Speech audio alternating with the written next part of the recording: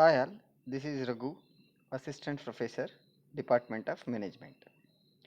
In previous sessions, we have already discussed concept of marketing. In today's sessions, we are going to have discussion on the difference between old and modern concepts of marketing. The learning objective of this session is to differentiate between old and modern marketing concepts.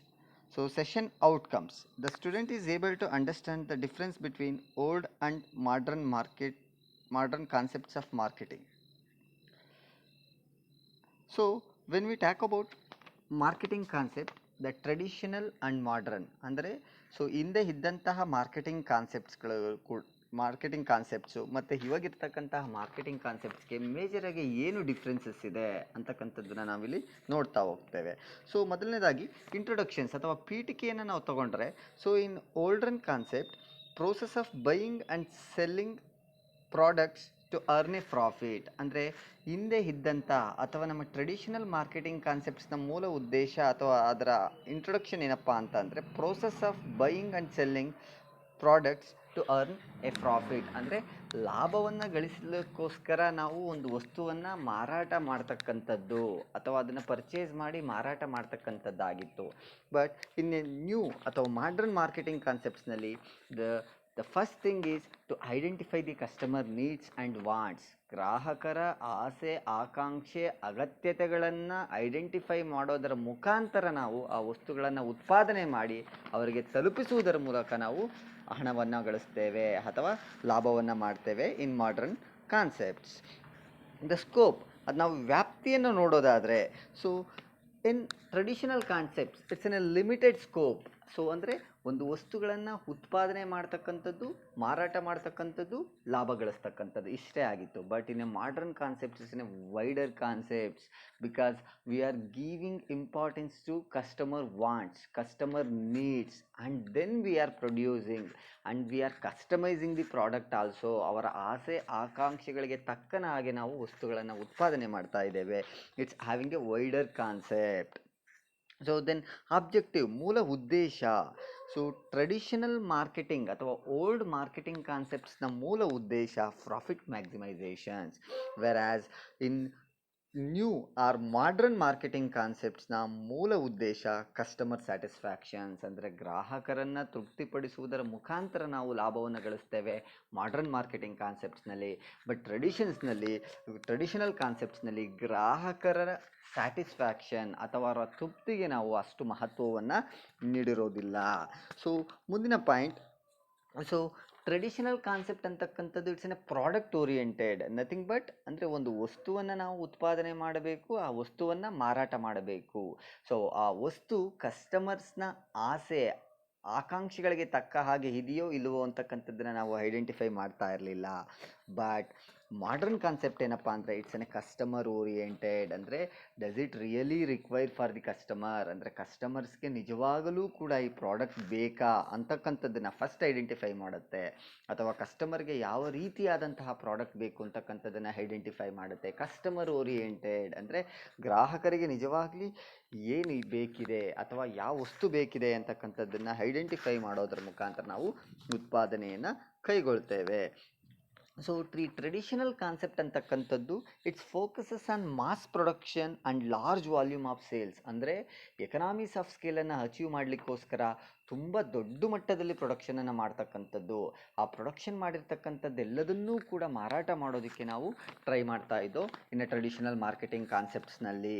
But ಇನ್ನು ನಾವು new ಅಥವಾ modern marketing ಕಾನ್ಸೆಪ್ಟ್ಸ್ಗೆ ಬಂದಾಗ consumer satisfaction and social welfare ಅಂದರೆ consumers ಆ ವಸ್ತುಗಳನ್ನು ಯಾರು ಉಪಯೋಗಿಸ್ತಾ ಇದ್ದಾರೆ ಅಥವಾ ಅನುಭವಿಸ್ತಾ ಇದ್ದಾರೆ ಅವರ ತೃಪ್ತಿ ಮತ್ತು ಸೋಷಿಯಲ್ ವೆಲ್ಫೇರ್ ಸಮಾಜದ ಏಳಿಗೆಗೆ ನಾವು ಮಹತ್ವವನ್ನು ಕೊಡ್ತೇವೆ ಅಥವಾ ಫೋಕಸ್ ಮಾಡ್ತೇವೆ.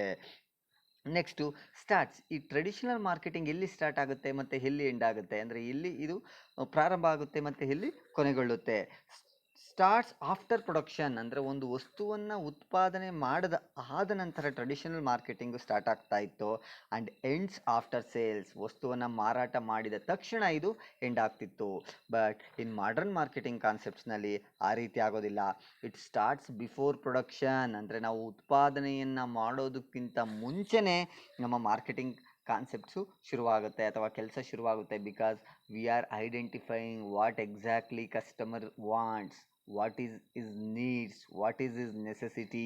ಅವನ ಆಸೆ, ಅಗತ್ಯತೆ, ಆಕಾಂಕ್ಷೆಗಳನ್ನು ನಾವು ಐಡೆಂಟಿಫೈ ಮಾಡಿದ ನಂತರ ನಮ್ಮ ಮಾರ್ಕೆಟಿಂಗ್ ಇಲ್ಲಿ ಸ್ಟಾರ್ಟ್ ಆಗ್ತಾ ಇದೆ ಅಥವಾ ಅದಕ್ಕೆ ಆ ಸಂದರ್ಭದಲ್ಲಿ ಸ್ಟಾರ್ಟ್ ಆಗ್ತಿದೆ.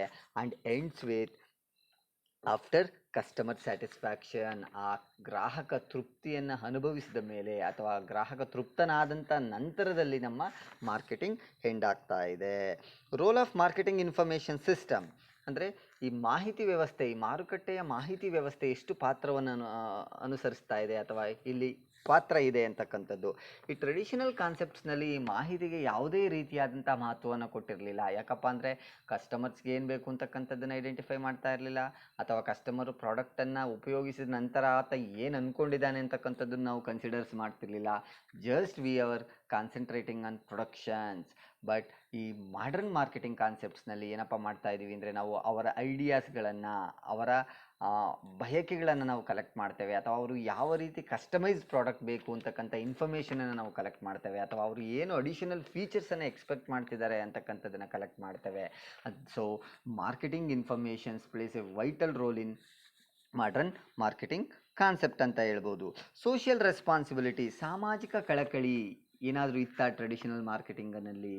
ಸೊ ನಾವು ಟ್ರೆಡಿಷನಲ್ ಮಾರ್ಕೆಟಿಂಗ್ ಕಾನ್ಸೆಪ್ಟ್ಸ್ನಲ್ಲಿ ಯಾವುದೇ ರೀತಿಯಾದಂತಹ ಸಾಮಾಜಿಕ ಕಳಕಳಿಯನ್ನು ನಾವು ನೋಡೋದಿಲ್ಲ. ಯಾಕಪ್ಪ ಅಂದರೆ ಅದು ಸಮಾಜದ ಬಗ್ಗೆ ಅಷ್ಟೊಂದು ಸಮಾಜಕ್ಕೆ ಅಷ್ಟೊಂದು ಮಹತ್ವವನ್ನು ಕೊಟ್ಟಿರಲಿಲ್ಲ. So the main intentions of traditional marketing is to produce the products in a larger volumes and increase their sales and end of the day end up with greater profit ಅಂತಕ್ಕಂಥದ್ದಾಗಿತ್ತು.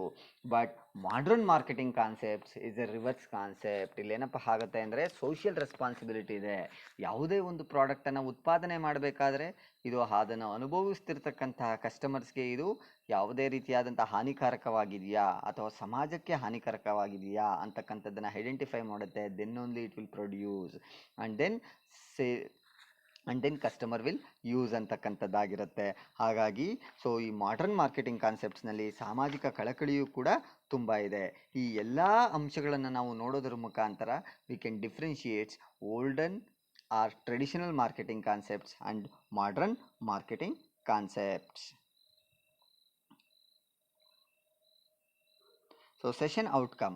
So ಇಷ್ಟು ಪಾಯಿಂಟ್ಸ್ಗಳನ್ನು ನಾವು discussion ಮಾಡಿದ ನಂತರ ನಮಗೆ ಗೊತ್ತಾಗ್ತಾ ಇದೆ what is the major difference between traditional and modern marketing concept ಅಂತಕ್ಕಂಥದ್ದು.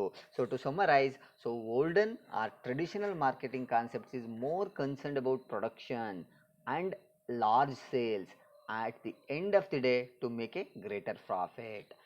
And in modern marketing concepts is more concerned about customer wants, customer satisfaction, and then social responsibility, and also focus on after sale services ಅಂತಕ್ಕಂಥದ್ದನ್ನು ನೋಡ್ಬೋದಾಗಿರುತ್ತೆ. Thank you.